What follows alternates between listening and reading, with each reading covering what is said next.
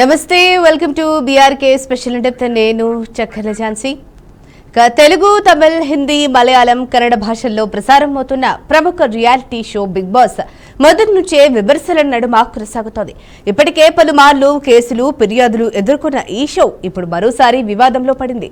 Big boss తాజా సీజన్లో house mates అయిన పార్వతి, కముద్రిన్ డార్క్ రూమ్ లో హద్దులు మీరి ప్రవర్తించారంటూ సోషల్ మీడియాలో పెద్ద ఎత్తున విమర్శలు వస్తున్నాయి. బిగ్ బాస్ రియాలిటీ షోలో అసలు ఏం జరిగింది, ఏం జరుగుతోంది? తెలుగుతో పాటు హిందీ, తమిళం, మలయాళం, కన్నడ భాషలలోనూ ప్రముఖ రియాలిటీ షో బిగ్ బాస్ షోకు మంచి రెస్పాన్స్ వస్తుంది. ఎంత పాజిటివ్ టాక్ వస్తుందో అంతకంటే ఎక్కువే ఈ షో చుట్టూ నెగటివ్ టాక్ కూడా ఉంది. అన్ని భాషలలోనూ బిగ్ బాస్ షోపై ఎప్పుడూ ఏదో ఒక వివాదం నడుస్తూ ఉంటుంది. తాజాగా ఈ షో మరోసారి వివాదంలో చిక్కుకునే అవకాశాలు కనిపిస్తున్నాయి.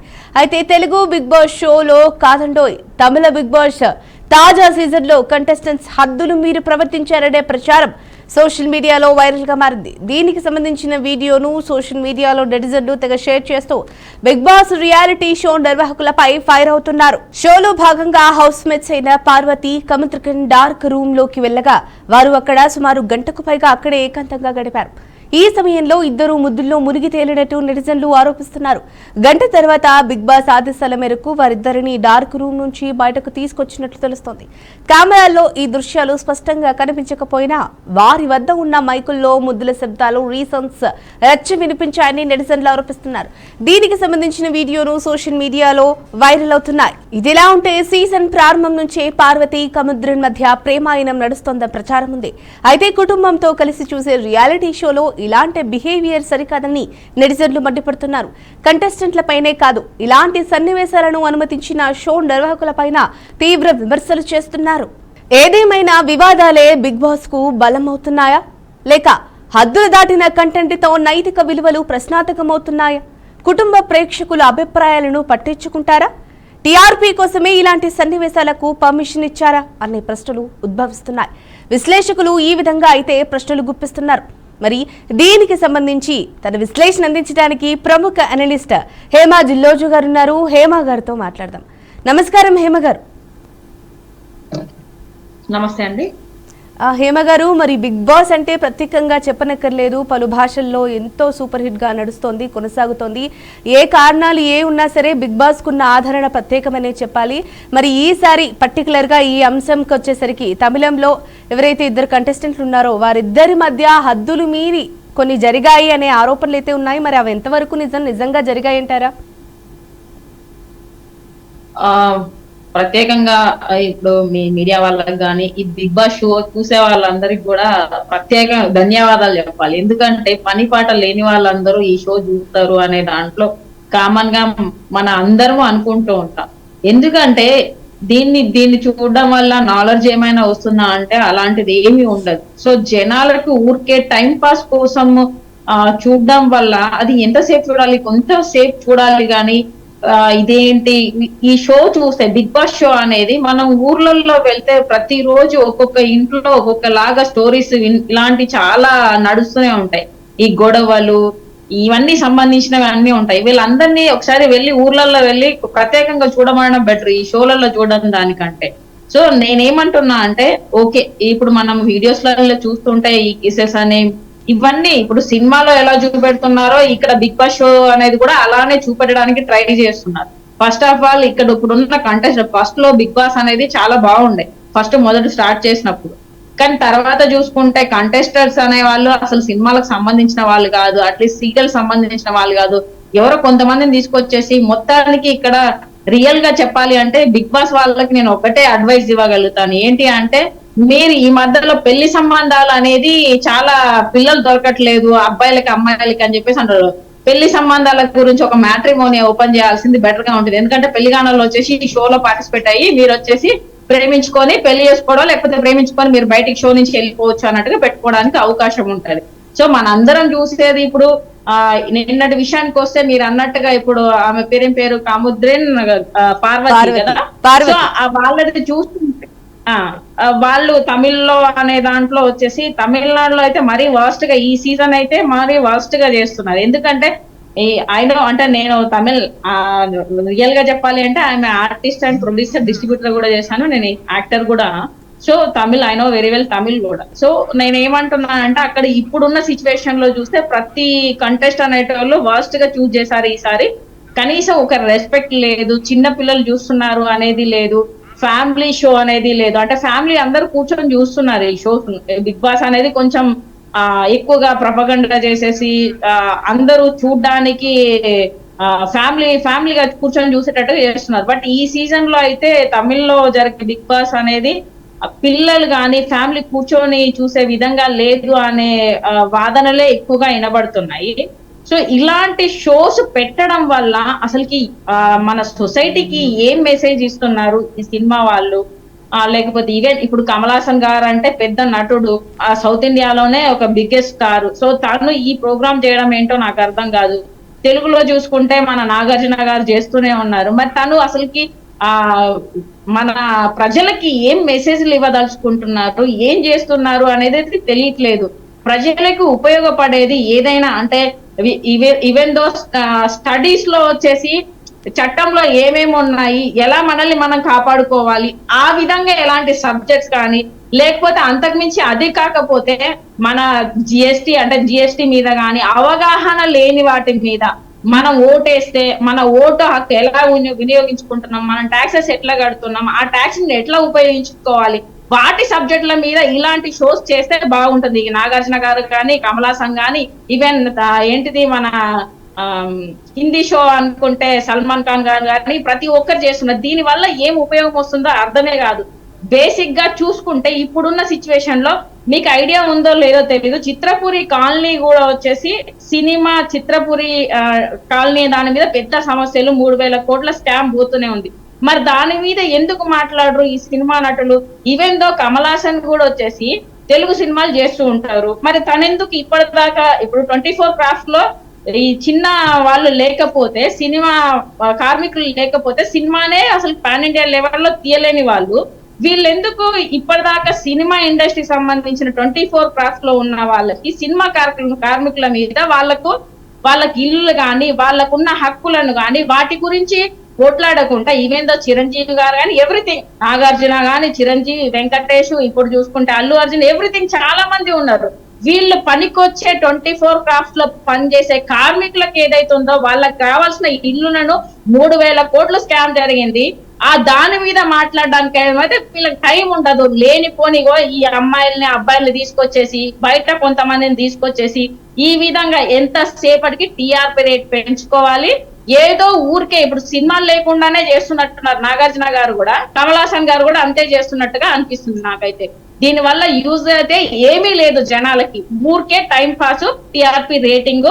ఈ నిజంగా చెప్పాలి అంటే ఈ బిగ్ బాస్ షో వల్ల జనాలకి ఏం వస్తుంది? ఫస్ట్ ఆఫ్ ఆల్ మన యువత గాని జాబులు లేకుండా ఎంతసేపటికి ఇబ్బంది పడుతున్నాం, మనం ఎలా జాబులు తెచ్చుకోవాలి, ఎలా ప్రభుత్వాలను అడగాలి అనే దాన్ని పక్కదోవన పెట్టేసి ఇలాంటి షోలు చూడడం ఫస్ట్ ఆఫ్ ఆల్ మన జనాలకు బుద్ధి తక్కువ విధాము అని చెప్పేసి నేను అంటున్నాను. అదే విధంగా యువత కూడా ఇలాంటి షోస్ చూడడం కంటే అది ఆఫ్ చేసుకుంటే బెటర్. ఎందుకంటే ఇవన్నీ ప్రతిరోజు గ్రామాల్లో కానీ బయట కానీ సినిమాలలో కూడా చూసేటియే. దీని వల్ల ఏమొస్తుంది అనేది ఫస్ట్ ఆఫ్ ఆల్ మనం ఆలోచించుకోవాలి. ఆ తర్వాత వాళ్ళని క్వశ్చన్ చేయడం బెటర్. ఎందుకంటే మనమే వాళ్ళని ఎంకరేజ్ చేస్తున్నప్పుడు వాళ్ళు షోలు పెడతారు అనేది నా అభిప్రాయం. ఓకే హేమ గారు, ముఖ్యంగా అసలు బిగ్ బాస్ ఒక రకంగా చెప్పాలంటే ఫస్ట్ ఇతర భాషల్లో ఎక్కువ పాపులర్ అయిన తర్వాత మన తెలుగులో కూడా తీస్తే బాగుంటుంది అనే ఒక ఉద్దేశంతో స్టార్ట్ చేసినప్పటికీ, ఎవరైతే సరే సినీ రంగంలో కానీ రాణించాలి అనుకునే వారికి బిగ్ బాస్ ఒక ప్లాట్ఫామ్ అని చెప్పేసి ఒక ముద్ర అయితే ఉందండి. ఇక్కడికి వస్తే జనాలకు దగ్గర అవుతారు, జనాలకు తెలుస్తారు, వాళ్ళు అనుకున్న రంగాలకు వెళ్ళగలుగుతారు, వాళ్ళకి అవకాశాలు వస్తాయి. అది సీరియల్లో అవ్వచ్చు, సినిమాల్లో అవ్వచ్చు. ఆ విధంగా అంటే ఒక సైడ్ పాయింట్ ఆఫ్ చూస్తే మీరన్నట్లుగా ఈ విధంగా ఉన్నప్పటికీ మరొక సైడ్ వాళ్ళు కాస్త ప్లస్సే ఉంటుంది. ఎవరైతే సరే నేను ఇంతకుముందు చెప్పినట్లుగా మరి వాళ్ళ అవకాశాల కోసం చూస్తున్నారో వాళ్ళకి మేలు జరుగుతుంది కదా, ఆ ఉద్దేశంతో తీశారు. బట్ ఏవైతే ఈ ప్రేమాయణాలు, హద్దులు మీటి దారిన ప్రవర్తనలు ఏవైతే ఉన్నాయో వాటి వల్ల బిగ్ బాస్ కి చెడ్డ పేరు వచ్చేస్తుంది, దానివల్ల ఈ పేరు వచ్చింది అని కూడా తెలుస్తుంది. మరి దీనిపై మీరేమంటారు? అంటే ఒక రకంగా ప్లస్ కానే కాదంటారా, మొత్తానికే మైనస్ అంటారా? ఇప్పుడు మనకి యువతకి ఇప్పుడున్న 2020 తర్వాత వచ్చేసి మనకి సోషల్ మీడియా అనేది చాలా విధాలుగా ఉపయోగపడుతుంది. ఓన్లీ బిగ్ బాస్ లో మీరు ఎంతమందిని చూసారండి? బిగ్ బాస్ షోలో చేసిన వాళ్ళందరూ ఆర్టిస్టులుగా ఎదిగిన వాళ్ళు, ఎంతమంది సినిమా హీరోయిన్లు అయ్యారు, ఎంతమంది సినిమా హీరోలుగా అయ్యారు, ఎవరైనా ఉన్నారా? సీరియల్ యాక్టర్స్ అయ్యారా? ఎవరయ్యారు? కొంతమంది వేస్ట్ గా పేరు తెచ్చుకొని దేనికి పనికి రాకుండా, ఎవరికి ముఖం చూపించుకోవాలో తెలియకుండా తిరిగేట వాళ్ళు కూడా ఉన్నారు. దాని వల్ల యూజ్ అయిందైతే నాకైతే ఇప్పటిదాకా తెలీదు. నేను బిగ్ బాస్ షో అనేది ఒక ఫస్ట్ స్టార్టింగ్ సీజన్ లో తెలుగులో అనుకుంటా, తమిళ్లో చూసాను తప్ప ఆఫ్టర్ దట్ మేము అసలు దాన్ని చూడడమే మానేసాం. ఎప్పుడన్నా ఇలాంటి రూమర్స్ వచ్చినప్పుడు చూసి అసలు ఏం జరుగుతుంది, మొన్న ఈ మధ్యలో కూడా నేను దాని మీదనే టాపిక్ బిగ్ బాస్ మీదనే మాట్లాడాను. దీని వల్ల యూజ్ ఏమీ లేదు. యువతకు చెప్పాల్సింది ఈ సినిమా యాక్టర్స్ ని, ఎందుకంటే చాలా మంది వాళ్ళు ఒక హీరోలుగా ఫ్యాన్స్ గా వచ్చేసి వాళ్ళని వాళ్ళు ఆ పొజిషన్ లో ఉంటారు, వాళ్ళకి గౌరవిస్తారు. కాబట్టి ఈ గౌరవం ఉన్న మనుషులు ఏదైతే సోకాల్డ్ వీళ్ళున్నారు కదా హీరోస్, వీళ్ళందరూ జనాలకు ఉపయోగపడేది చేయాలని చెప్పేసి ఫస్ట్ ఆఫ్ ఆల్ వీళ్ళని రిక్వెస్ట్ చేస్తున్నాను, ఈ హీరోలను అందరినీ. సెకండ్ విషయానికి ఏంటంటే, ఈ బిగ్ బాస్ షో వల్ల ఎవరికైనా అడ్వాంటేజ్ ఉన్నది అనేది అయితే ఒక్కటైనా మీరు చూపించండి, ఏదైనా మేము చూడగలుగుతాం. ఇప్పటిదాకా ఎవరికి అది అడ్వాంటేజ్ అయితే కాలేదు అనేది నేను ఇప్పటిదాకా నేను తెలుసుకున్నది. ఇక మీరు అన్నట్టుగా అనుకుంటే అవకాశాల కోసం అనేది బిగ్ బాస్ లో వెళ్తే వాళ్ళ ఇజ్జతి వాళ్ళు తీసుకొని రావడం తప్ప వాళ్ళు అది కంటెంట్ వాళ్ళు ఇస్తున్నారా, లేకపోతే ఇలా మాట్లాడడం అనే టీఆర్పీ కోసము, లేదంటే రియల్ గానే వీళ్ళు తెలిసి తెలియక చేస్తున్నారా, లేకపోతే తెలిసి చేస్తున్నారా అనేదే కామన్ సెన్స్ లేకుండా చేస్తున్నారు. ఎందుకంటే ఒక షోలోకి వెళ్ళి మీ గురించి మీరు అనేది అన్ని రకాలుగా చెప్పి మీ ఉన్న పరువుని కాస్త దాంట్లో తీసుకొని రావడం వల్ల ఏం జరుగుతుంది, దాని వల్ల మీ పరువు తీసుకోవడం వల్ల ఏమన్నా ఛాన్సెస్ వస్తాయి అంటే, మరి రోజు ఫోన్లు ఉన్నాయి, ఆ ఫోన్లలో మీకు నచ్చినట్టుగా రోజు ఇండ్లలో జరిగేటి అన్ని పెట్టండి, మరి అప్పుడే ఏమన్నా ఛాన్సులు వస్తే చూడండి. మీకు కనీసం ఒక్కటైనా ఆలోచించాలి. ఈ యువతకు మోస్ట్ ఆఫ్ ఆల్ ఈ దీని వల్ల ఏంటిది, ఒక ఛాన్స్ కావాలి అనుకునేది సినిమా అనేది ఒక ప్రపంచం, దాంట్లో వెళ్ళాలి అనేది ప్రతి ఒక్కరికి ఆశ ఉంటుంది. కానీ ఈ బిగ్ బాస్ అనేది కరెక్ట్ ప్లాట్ఫామ్ కాదు అనేది నా ఒపీనియన్. ఎందుకు అంటే దీని వల్ల వాళ్ళ పరువుని, వాళ్ళ ఉన్న కాస్త ఒక ఏమంటారు వాళ్ళ సెల్ఫ్ రెస్పెక్ట్ ని కూడా పోగొట్టుకోవడం తప్ప ఈ బిగ్ బాస్ షోలోకి వెళ్ళేసి దీని వల్ల వాళ్ళకి ఛాన్సెస్ వస్తున్నది అపనమ్మకము. ఇది వాళ్ళు అనుకునే ఏమనుకుంటారు, వాళ్ళ ఎల్యూజినేషన్ అంటారు కదా, అలాంటిది తప్ప రియల్ గానే వాళ్ళకి సినిమా ఛాన్సెస్ కానీ ఏదైనా ఛాన్సెస్ కావాలి అనుకుంటే యువత ఇప్పుడున్న సోషల్ మీడియాను ఉపయోగించుకొని వాళ్ళకు ఏంటిది వాళ్ళకు తెలిసిన యాక్టింగ్ ఏమంటారు, చిన్న చిన్న రీల్స్ కానీ చిన్న చిన్న ఏదైనా డైలాగ్స్ చెప్పేసి అలా వెళ్ళడానికి అవకాశం ఉంటది. కానీ ఈ కిసెస్ కానీ ఈ రొమాన్స్ సీన్ చేయడానికి బిగ్ బాస్ లో వెళ్ళడానికి ఈ రొమాన్స్ సీన్స్ చేస్తే వచ్చేసి అవకాశాలు వస్తాయని ఎవరన్నా డైరెక్టర్లు చెప్పారా, ఎవరన్నా ప్రొడ్యూసర్ చెప్పారు? ఎవరు చెప్పారు? ఎవరు చెప్పరు. ఆ విధంగా ప్రతి ఒక్కటి ఇప్పుడు పాత సినిమాలు చూసుకున్నా, ఇప్పుడున్న సినిమాలు చూసుకున్నా, ఎంత ఇప్పి చూపించినా కూడా ఆ సినిమా ఫ్లాపే అవుతుంది తప్ప అది హిట్ అయిన చరిత్రలోనే లేకుండా పోతుంది. ఒకప్పుడు సినిమాలు వాల్యూస్ ఉండేటి, అవి చూసే జనాలకు ఒక మెసేజ్ లేదు. ఇప్పుడు ఏం జరుగుతుందండి, ఎంతసేపటికి కిసులు ఏంటిది, ఎంతసేపటికి ఆఫ్ డ్రెస్సులు వేసుకొని చూపెట్టడం వల్ల సీన్ కి ఎంతవరకు అవసరమో దాన్ని చూపెట్టడంలో తప్పు లేదు, కానీ అనవసరంగా చూపించే సీన్స్ ఎక్కువగా ఉంటాయి. సో ఈ బిగ్ బాస్ షో అనేది ముఖ్యంగా యువతకు నేను ఒక్కటే కోరుకున్నాను, మీరు అవకాశాల కోసం అని చెప్పేసి బిగ్ బాస్ ని చూజ్ చేసుకొని మీ పరువును మీరు తీసుకోవడం తప్ప దీంట్లో ప్రత్యేకంగా వచ్చేది ఏమీ లేదు. యువతకు నేను అదొకటి మెసేజ్ ఇవ్వాలనుకుంటున్నా. మీరు నిజంగానే యాక్టర్స్ కానీ ఆర్టిస్టులు అవ్వాలి అనుకుంటే మీకున్న ఫోన్ ని యూట్యూబ్ సంథింగ్ చాలా ఉన్నాయి, రీల్స్ కానీ చాలా మందికి చాలా అవకాశాలు, కొంతమంది జబర్దస్త్ కూడా వెళ్తున్నారు, చాలా మంది బయట వాళ్ళు కూడా వెళ్ళారు. ఓకే, కామెడీ అనేది కూడా ఎంతవరకు ఉండాలో అంతవరకే ఉండాలి. ఏదైనా అసభ్యంగా ఉంటే దాన్ని వాళ్ళ పరువు తీసుకోవడం కంటే ఏమీ లేదు అనేది నా ఒపీనియన్. ప్రత్యేకంగా టైం వేస్ట్ తప్ప బిగ్ బాస్ కానీ వాట్ ఎవర్ ఇట్ ఈస్. ఎందుకంటే ఇప్పుడున్న రోజులలో మనకి యువతకు జాబులు లేకుండా కొన్ని లక్షల కోట్లు ఖర్చు పెట్టేసి జాబుల కోసం అని చెప్పేసి వాళ్ళు చదువుకున్న చదువులకు జాబ్ దొరకకుండా వాళ్ళు చాలా ఇబ్బందులు పడుతున్నారు. దాని విధంగా ఈ టైం పాస్ విషయాలు కాకుండా యువతకు ఎలా జాబ్స్ కావాలి, మేము ఎలా తెచ్చుకోవాలి, ఈ రాజకీయ నాయకుల్ని ఎలా అడగాలి, మా స్టేట్ లో ఉన్న ఫండ్ అంతా ఎక్కడికి పోతుంది, అసలుకి మేము ఏం చేయాలి, స్టేట్ ని కానీ అంటే మన దేశాన్ని కానీ కాపాడుకోవాలి అంటే మనం ఏం చేయాలి, యువత మోస్ట్ ఇంపార్టెంట్ గా దాని గురించి దృష్టి పెట్టాలని చెప్పేసి నేను కోరుకుంటున్నాను. రైట్ హేమ గారు, మీరన్నట్టుగా ఒక కోణంలో దాదాపుగా ఎక్కువగా ఇదే కనిపించడం వల్ల చూసే వాళ్ళకు కూడా మీరన్నట్టుగానే ఈ నెగటివ్ ఇంపాక్ట్ మాత్రమే ఎక్కువగా ప్రభావం పడుతుంది. దానివల్ల ఎవరికి ఒరిగేదేం లేదని మీరు చెప్తున్నారు, అర్థమవుతుంది.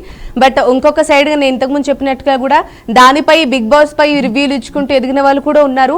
బట్ ఎనీవేస్ మీరన్న అంశాన్ని కూడా తీసుకొని మళ్ళీ ఏమైనా మార్పులు వస్తాయో లేదో రాబోయే రోజుల్లోనూ చూద్దామండి. అండ్ ఈ అంశానికి సంబంధించి మీ చక్కటి విశ్లేషణ అందించారండి, ధన్యవాదాలు. రైట్, ఇదే వారి బీఆర్కే స్పెషల్ డెప్త్. చూస్తూనే ఉండండి బీఆర్కే న్యూస్ తెలుగుడి సత్తా.